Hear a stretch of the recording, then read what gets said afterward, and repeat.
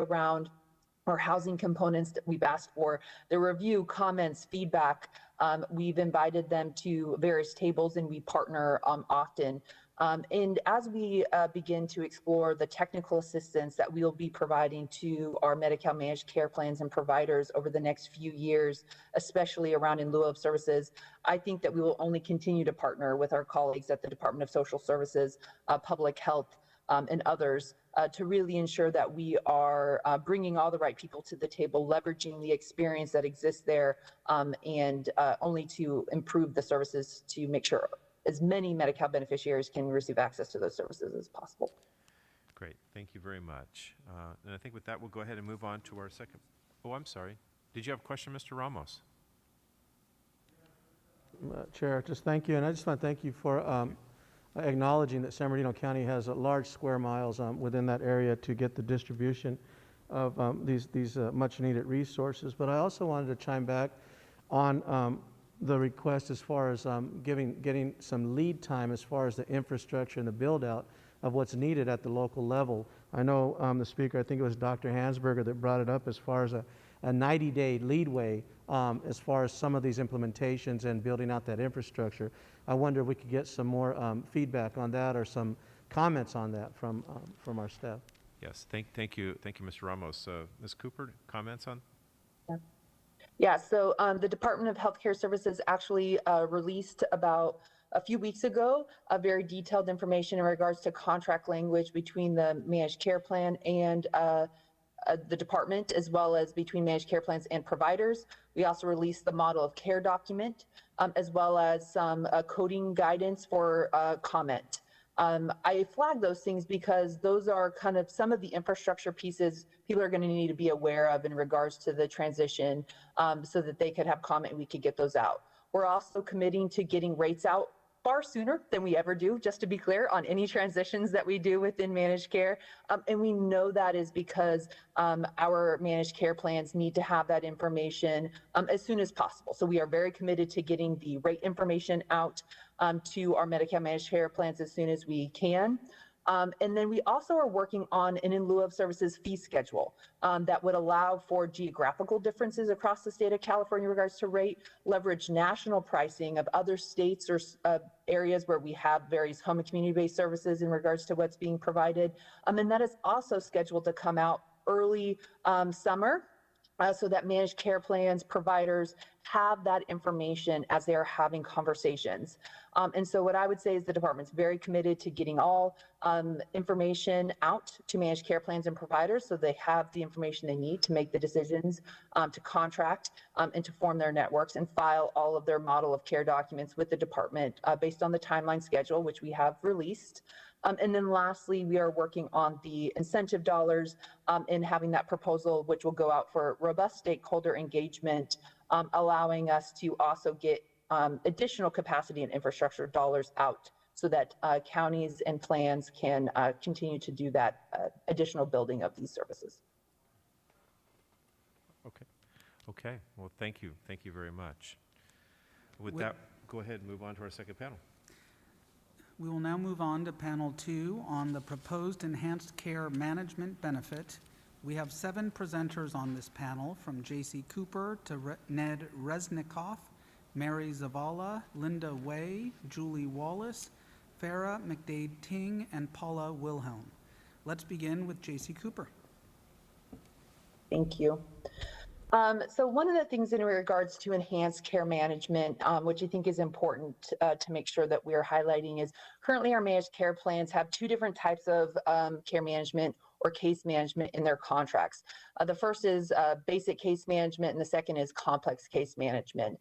And oftentimes, many of our managed care plans are NCQA accredited, and they're aligning their complex case management protocols with the NCQA requirements. Here, what we're proposing is to add an additional care management component within their contract called enhanced care management. And really, there may be some overlap with the complex case management category, but here we're talking about the highest need beneficiary within the Medi-Cal managed care plan's responsibility. It is those individuals who have very high, both physical health needs or health status complexity, maybe additional behavioral health services, or really impacted negatively by social determinants of health or social drivers of health, where someone is navigating across multiple delivery systems, as well as having many of these social factors impacting their ability to have better health outcomes. So it's your most complex beneficiaries across our delivery system. And I think that's just an important piece to remember, that this is the top of the iceberg in regards to the types of services that would be provided. It really is about addressing both the clinical and non-clinical needs of our beneficiaries, as well as going out in the community. So one of the fundamental differences around enhanced care management is it's not meant to be a care management or case management program provided where someone is just reaching out to someone on a phone. It is really meant and designed to be outside of the four walls, to be community-based. If you look at the types of enhanced care management target populations, it's not one that is conducive to really just a phone-based piece. We're really trying to emphasize that component of enhanced care management. It doesn't mean that a care manager won't call the beneficiary, but it's really meant to be on the ground. For example, someone experiencing homelessness, it's not going to be effective if someone is just doing outreach or hoping that they can get them on the phone. It really needs to be a street-based team who's out there engaging with the individual, building that trust over time in order to be able to get them hopefully into and provided with some of the in lieu of services, as well as into any needed care that they're needing or may have been not provided. The other thing that's unique around enhanced care management, and you'll see it in the posted contract language, is you are taking on the responsibility of being the single care manager for that individual. Oftentimes, individuals who will be eligible for enhanced care management are seeking services across multiple delivery systems. Medi-Cal is very complex. We have a lot of things carved out of our managed care plans that can make it challenging for someone to navigate these various delivery systems. And by being an enhanced care management provider, you are taking on the responsibility of doing that coordination across all delivery systems for that beneficiary. One thing that's really important piece for people to consider. So for enhanced care management, we are, as has been noted by others in previous comments in this hearing, proposing to replace our current health homes program, as well as transitioning whole person care pilots into the enhanced care management benefit. We also think that it is very complementary rather than duplicative of what is being provided to help kind of bridge silos for some of our most medically complex individuals that are also having those social factors impacting their ability to receive services. The other thing we would notate here is that we will be issuing guidance in regards to where there is overlapping areas of coordination. I think some of the pieces I would flag for you include the targeted case management provided by public health departments. We also know that we need to get additional guidance out in regards to how this will interact with the behavioral health provided by targeted case management provided by our county colleagues, as there's a lot of complexities to think through how that works given the benefit there. And then another example is case management for our CCS beneficiaries or children.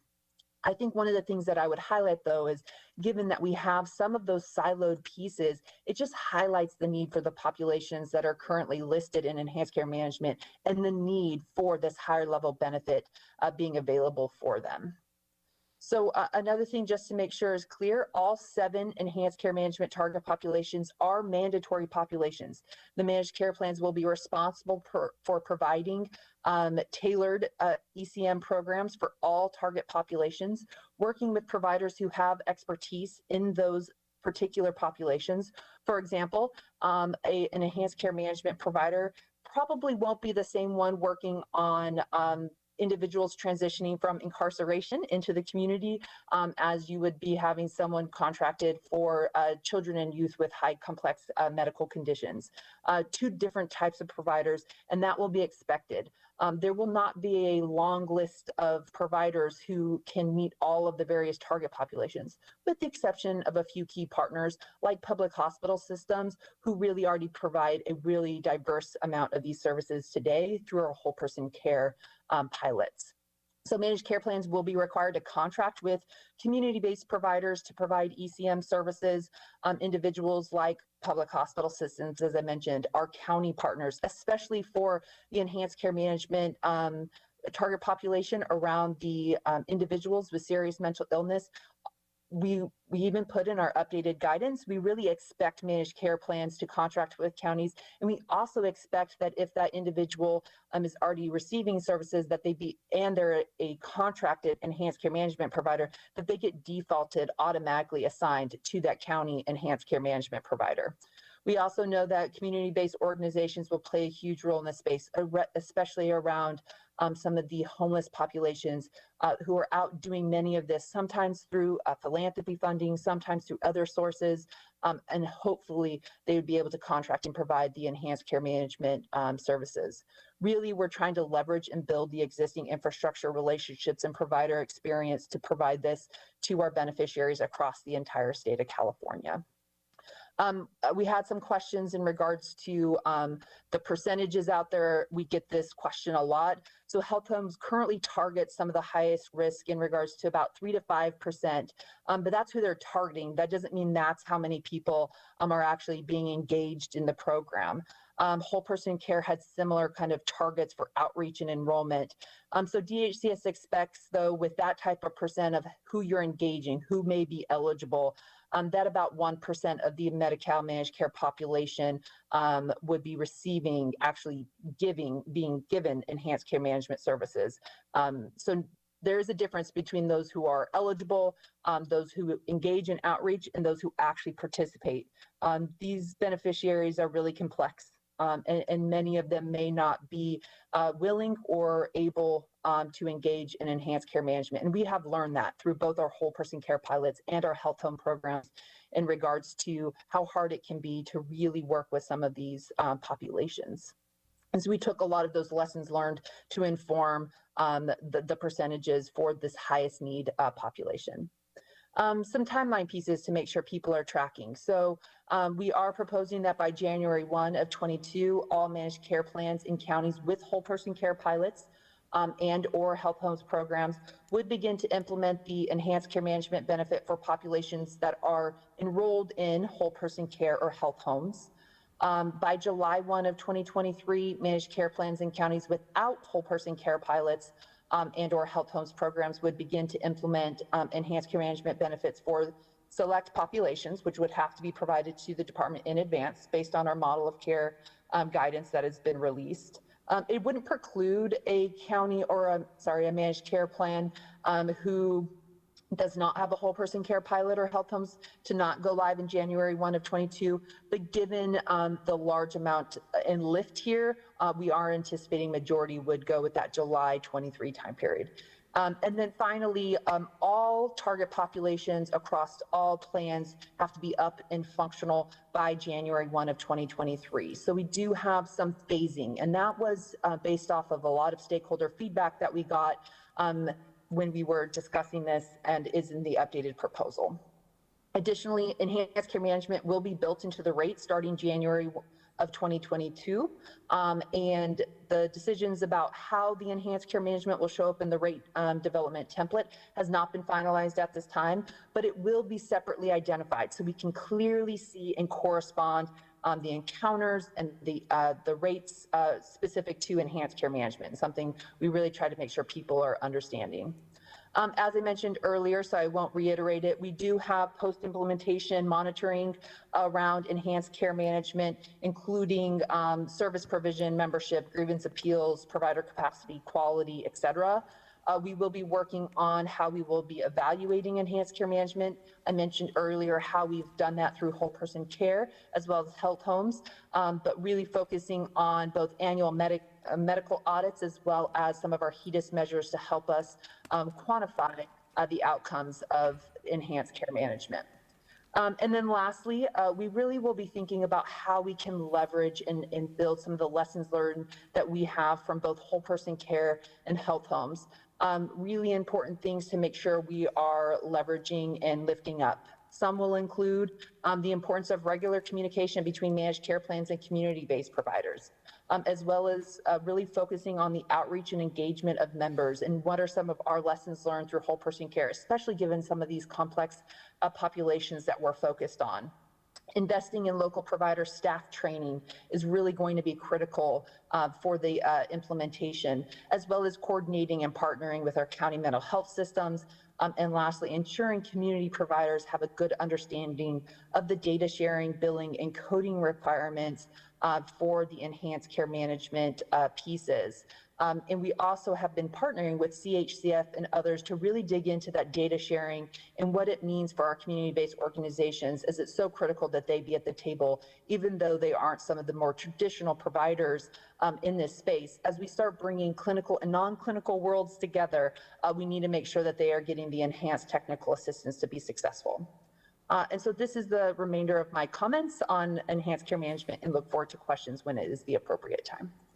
Thank you very much. Next, we will hear from Ned Resnikoff with the Legislative Analyst Office. Thank you. First off, I just wanted to mention again the post that we've written about equity considerations in CalAIM that is now available on our website, where we discuss enhanced care management in some detail. Just a couple of brief high-level comments on the ECM proposal. First of all, we do think that this proposal does have the potential to improve health outcomes for the target population, and that it makes a lot of sense to direct more resources to the highest healthcare utilizers within Medi-Cal. But our one major question on this is whether the criteria for who falls into each of the target populations is overbroad. We understand that the administration was intending to target possibly the 1%, top 1% of utilizers within Medi-Cal, and it's possible that the way that the criteria is drawn right now could capture a larger population than that. But that's really it for my comments. So thank you, and happy to answer any questions. Very good, thank you. We'll go ahead and move on to Mary Zavala.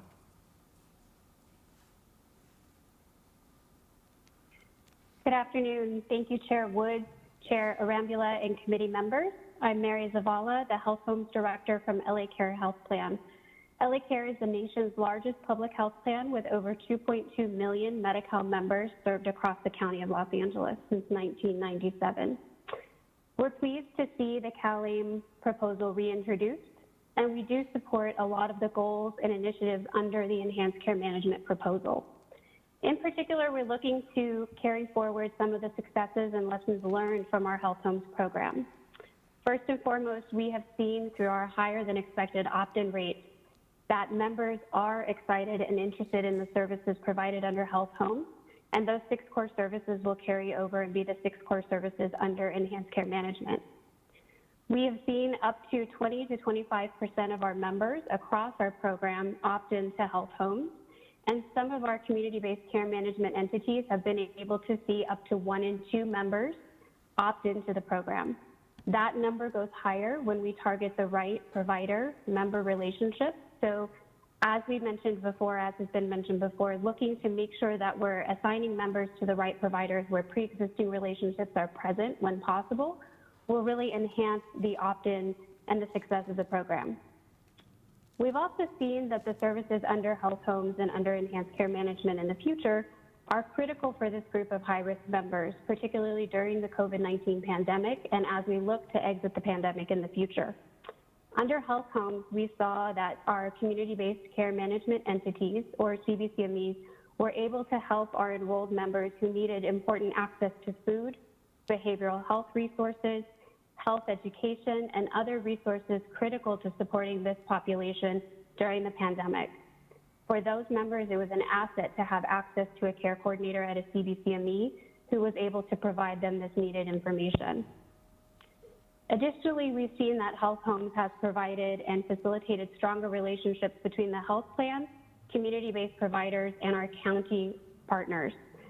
We have strengthened our relationships at LA Care with our 5 other health plans serving Los Angeles County, and we come together regularly to try to align on the work that we're doing at our health homes and are talking about how to align under ECM.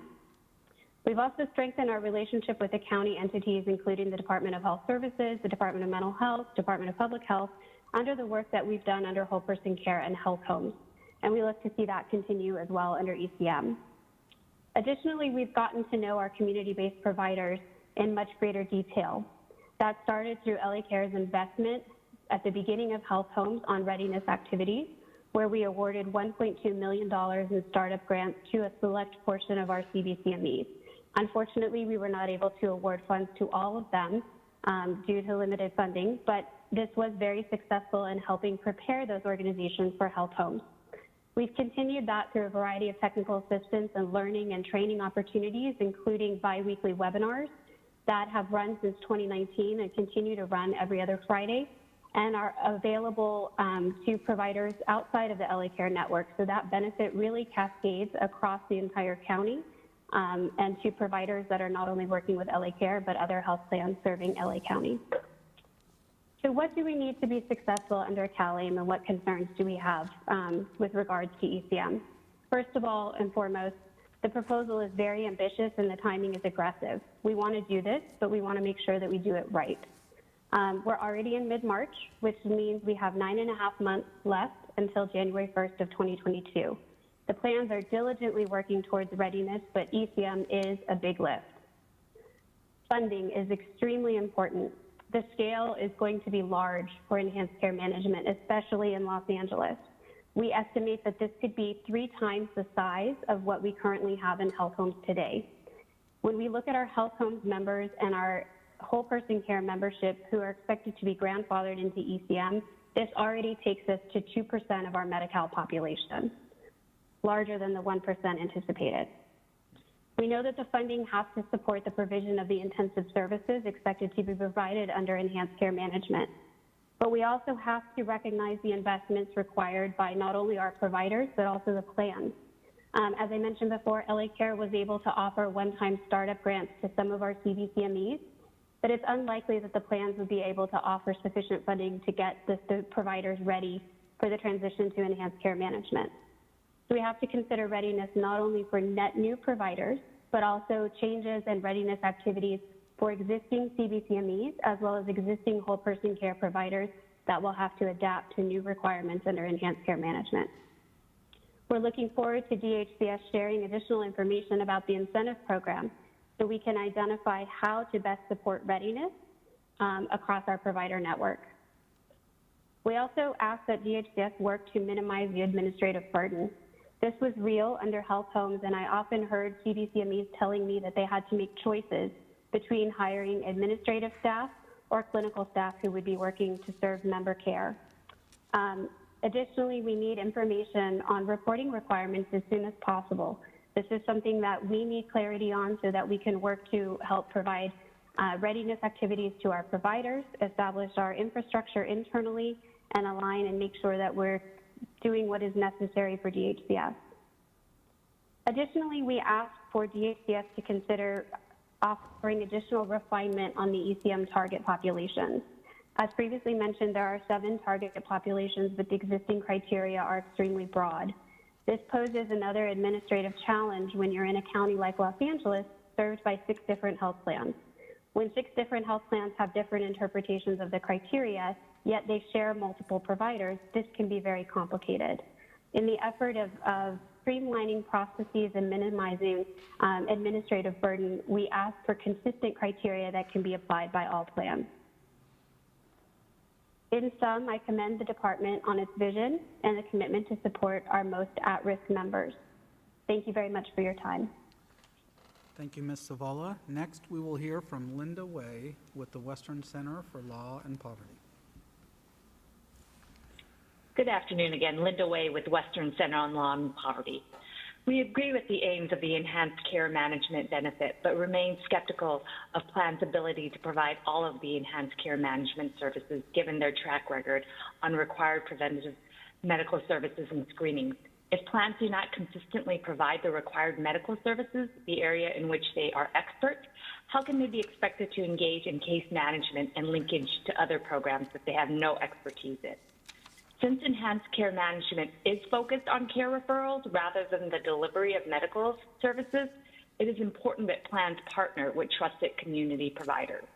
We appreciate enhanced care management providers include organizations serving individuals experiencing homelessness and justice-involved individuals, and recommend there be special efforts to partner with social service organizations that have strong track records of providing culturally responsive care. Providers should not only have experience serving the population, but should also have experience successfully offering these services to that population.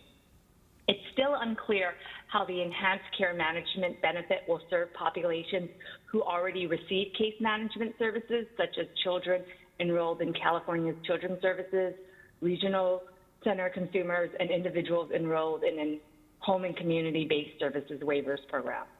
We understand that the department intends to provide guidance to plans on what basic and complex case management versus enhanced care management services are expected for children and adults shortly. We recommend the department clarify in these documents how members will move between these case management requirements as their needs or circumstances change, and how the department will evaluate these transitions. This guidance should also be specific to each target group to recognize that each population has different needs and are involved with different health and social service systems. For both the enhanced care management benefit and the proposed in lieu of service eligibility for housing support services, we recommend striking at risk of homelessness as an eligibility criterion, as it is difficult to define. In addition, we recommend allowing for continuous eligibility for beneficiaries once they're no longer homeless by adding beneficiaries who previously experienced homelessness but are now residing in supportive housing. And finally, enhanced care management is available for duals, except for those enrolled in a CalMedi Connect plan. So we recommend adding language that references these duals will become eligible once the demonstration ends. Thank you. Thank you, Ms. Way. Next, we will hear from Julie Wallace.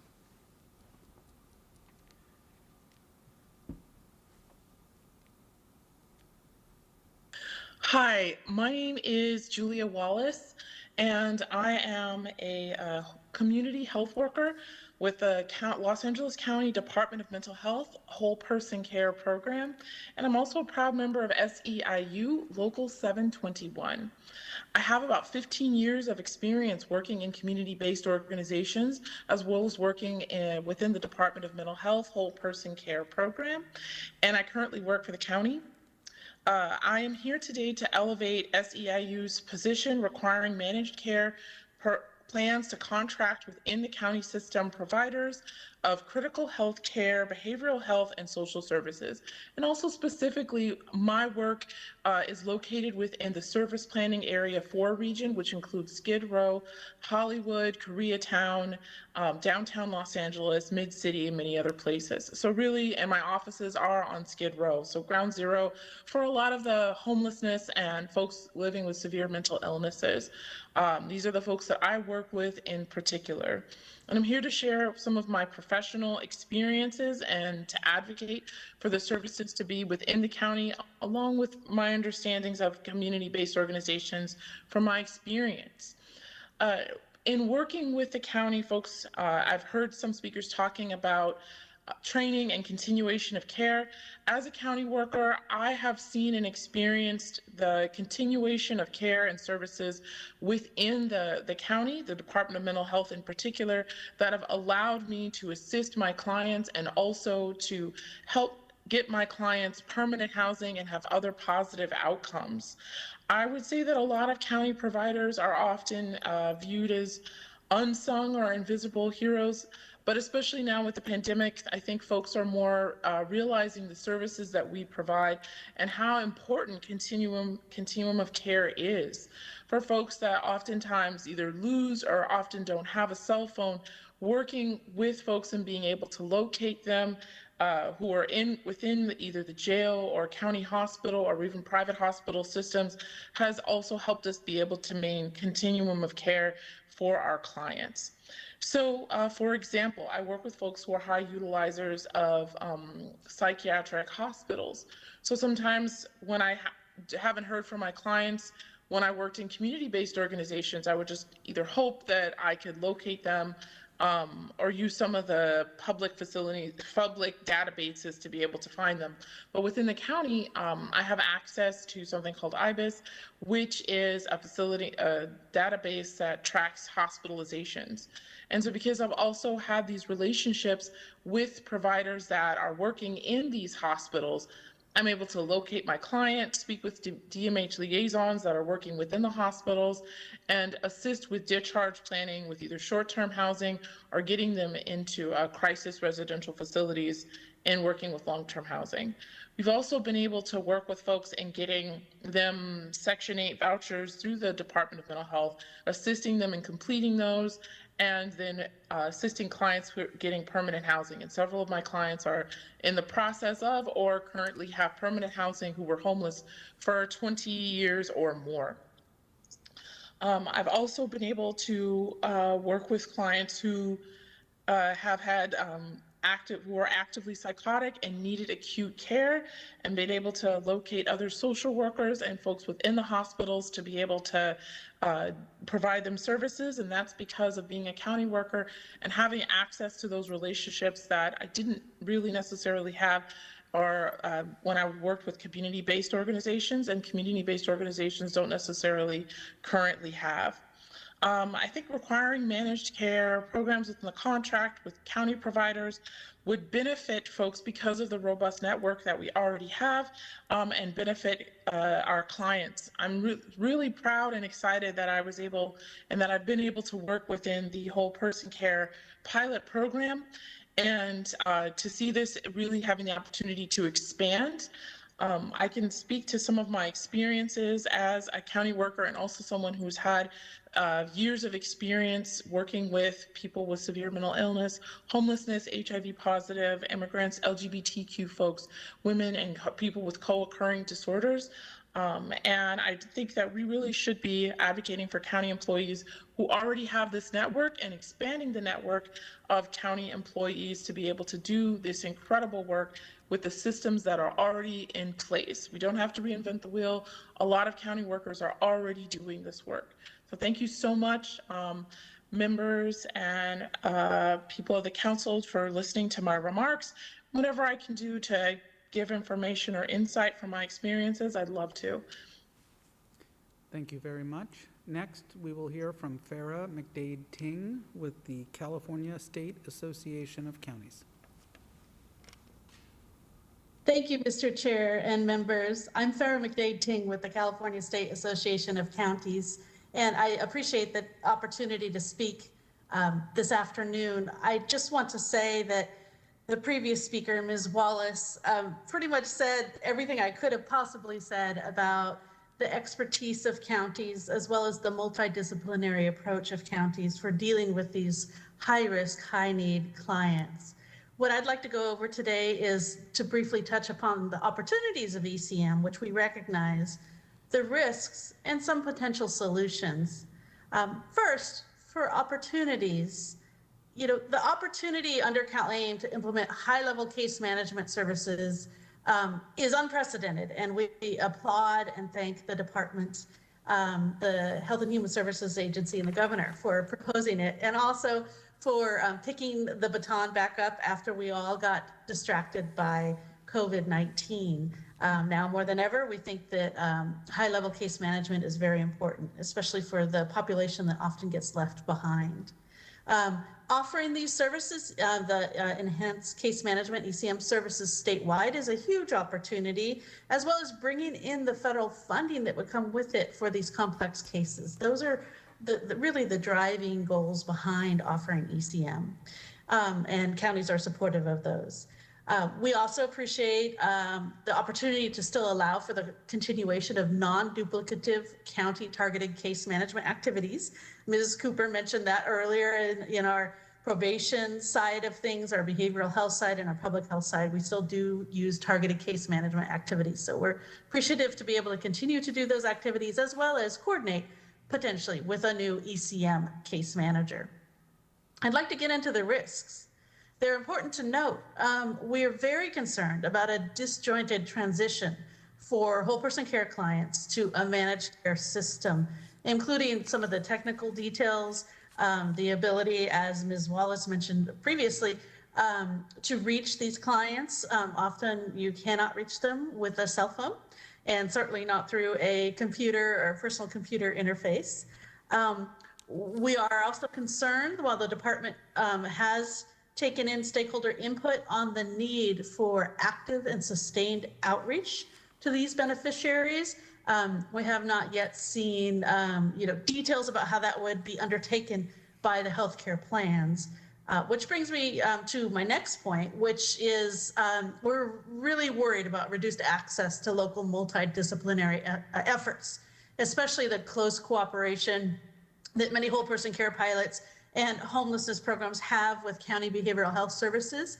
The next panelist, Ms. Wilhelm, will cover that in more detail. And then lastly, the reliance on, through ECM with a managed care plan, on a medical model rather than a community-based social model. Whole person care and other homeless outreach programs that we are doing, and I mentioned homeless outreach programs as a broad umbrella of services and supports that counties offer. Counties are the reservoir of expertise in the form of folks like Ms. Wallace, social workers, behavioral health crisis teams, and public health nurses.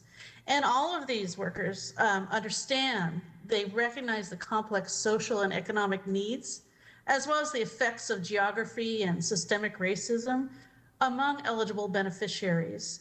And we cannot lose this level of expertise, outreach, and engagement and commitment to serving these people with the implementation of ECM. We have a couple short solutions to offer, including we strongly support the department's proposed short phasing in period for ECM, as was done with the whole person care pilots, and we appreciate their attention to that input to allow a phased in approach. The state should also consider allowing regional models, which I recognize is covered in another part of this hearing, but it's critical to both ECM and in lieu of services, as their success is dependent on access to multiple specialized and tailored services designed to meet complex needs. And those services, like medical specialties, may not always be right next door in a county. The last and most important solution from the county perspective will not come as a surprise to both you, Chair Wood, and you, Chair Arambula. Ms. Cooper mentioned earlier that plans are encouraged to contract with counties, that they recommend they contract with counties, but there's not a firm requirement to do so.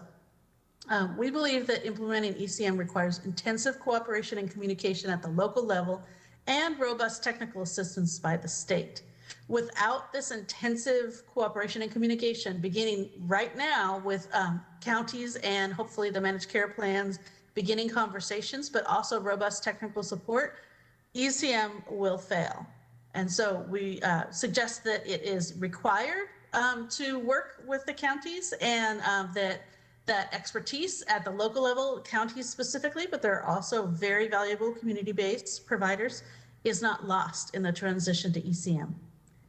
Counties stand ready to ensure coordinated, patient-centered ECM services to Californians with complex needs, and we thank the chairs for the opportunity to speak today. Thank you. Thank you. Next, we will hear from Paula Wilhelm, Director of Policy for the County Behavioral Health Directors Association. Thank you, and good afternoon, Chairs Wood and Arambula. Again, my name is Paula Wilhelm. I appreciate the opportunity to provide this perspective on behalf of the County Behavioral Health Directors Association. As you know, counties operate behavioral health plans that cover specialty services for Medi-Cal beneficiaries with serious mental illness and substance use. County behavioral health plans support the enhanced care management proposal as a whole. Our members are excited about the opportunity to offer enhanced care management services to county behavioral health plans. But we also have some specific concerns and policy recommendations that we feel must be addressed to maximize the potential benefits of ECM for people with behavioral health conditions. Specifically, we feel the Department of Healthcare Services has not fully answered fundamental questions about the relationship between the proposed ECM benefit and similar care management and wraparound supportive services that are currently administered and funded by county behavioral health plans. We worry about potential service duplication and new layers of confusion for clients. We're also concerned that DHCS or individual managed care plans may establish eligibility criteria for ECM that are too narrow and may not include many of our behavioral health clients who have the highest risk of premature mortality. We appreciate that DHCS has offered a couple of opportunities to provide feedback as the policy was developed, and we have offered some specific policy recommendations to address our concerns. First, we suggest that eligibility criteria for ECM should be refined to prioritize individuals with serious mental illness or substance use disorder who experience extremely high risk for premature mortality strictly due to their behavioral health conditions. We do not recommend that DHCS require physical ailments to be known to the managed care plan as a condition of enrollment or eligibility for ECM. And this is an equity and disparities issue. Nationally, it is well documented that people with serious mental illness and substance use disorders face significant health disparities. Most notably, people with serious mental illness or substance use disorders have a life expectancy that is 7 to 24 years lower than the general population. This is largely due to physical health comorbidities like cardiovascular disease that go untreated due to poor access to primary care, and often linked to stigma and bias that people with mental illness experience when they access services in traditional clinic settings. So we believe one key goal of a strategy like ECM should be to improve connections to physical healthcare services for people with serious behavioral health conditions. Our clients should not have to wait until their physical health deteriorates to access enhanced care coordination and wraparound whole person supports. Therefore, we urge DHCS to help managed care plans implement strategies like ECM that can help identify the physical health needs of our high-risk behavioral health clients before their chronic conditions lead them to become costly, high utilizers of emergency or inpatient services. Our second overarching policy recommendation, similar to what Ms. McDade-King just mentioned, is that DHCS should require Medi-Cal managed care plans to collaborate with county behavioral health plans to first on shared beneficiaries and then implement ECM programs that are highly coordinated. Managed care plans should also be expected to pursue contracts with county behavioral health plans to provide ECM for behavioral health clients, unless specified exception criteria apply. Collaborative implementation of enhanced care management is critical because county behavioral health plans currently offer and pay for some services that resemble core components of enhanced care management, or even the in lieu of services discussed on the previous panel. These county behavioral health services may include case management that sometimes addresses physical health conditions in addition to behavioral health needs. Some of our county-based services are reimbursed under Medi-Cal, and in other cases, we offer ECM-like services that are funded outside of Medi-Cal by MHSA, Mental Health Services Act, or other local dollars. Also want to acknowledge Ms. Cooper's comments that DHCS continues to look at this intersection between the enhanced care management and in lieu of services proposals and county behavioral health services. As the policy has been developed, CBHDA has continued to note that merely encouraging managed care plans to work with county behavioral health plans may not create strong enough guardrails to avoid potential duplication of services or ensure that we are maximizing federal reimbursement under ECM, and county behavioral health plans are not expected to continue paying for services that could be covered under Medi-Cal with other funding sources.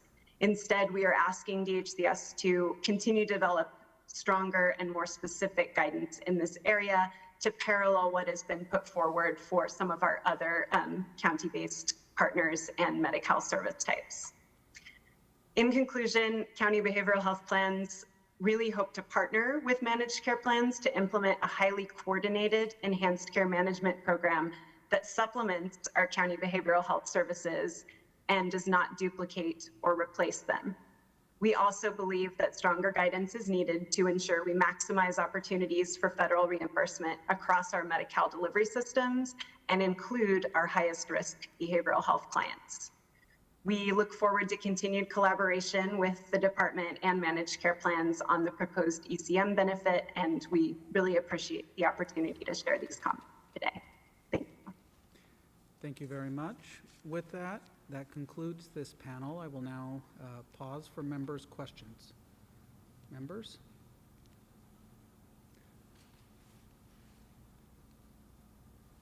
Dr. Wood? This one. Then I will ask a question if I can.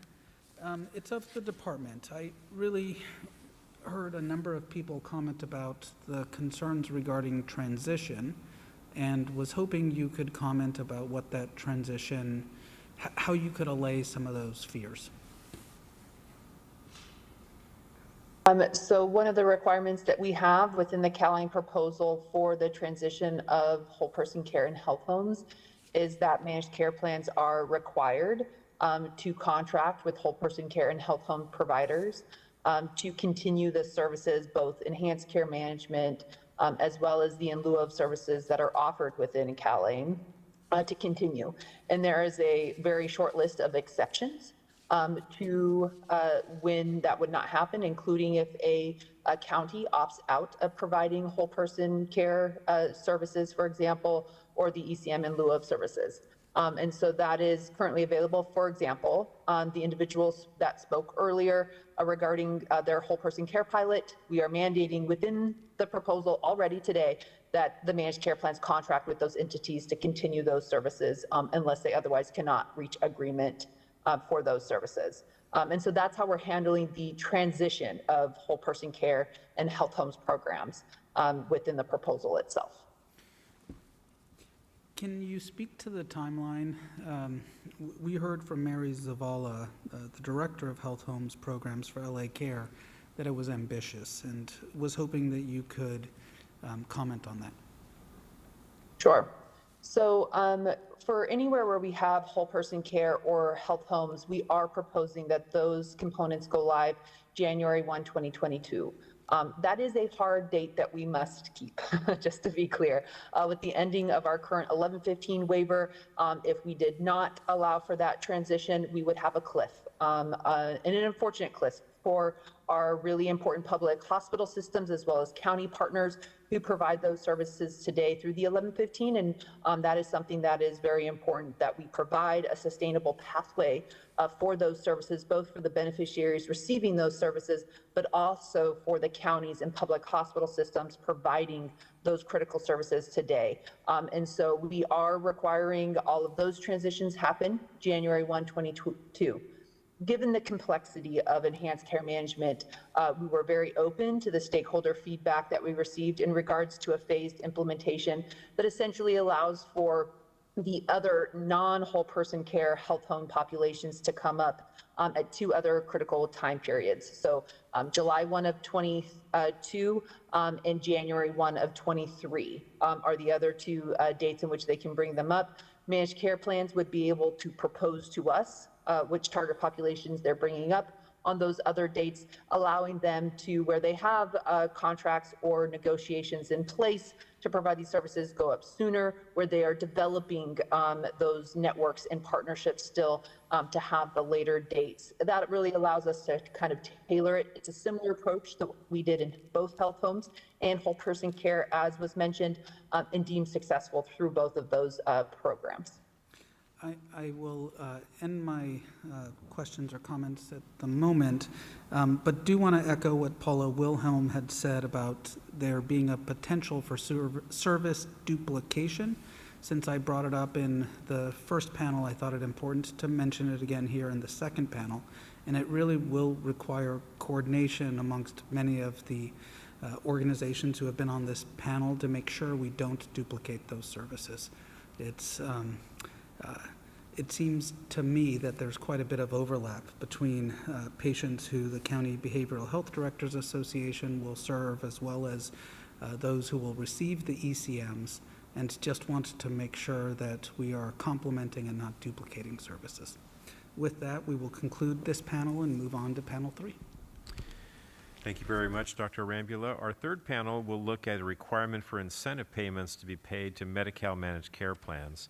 Our witnesses are J.C. Cooper, once again, from the Department of Healthcare Services, Ben Johnson, the Principal Fiscal and Policy Analyst for the Legislative Analyst's Office, Dr. Karen Hansberger, Chief Medical Officer for the Inland Empire Health Plan, and Linda Way, from the Policy Advocate from Western Center on Law and Poverty.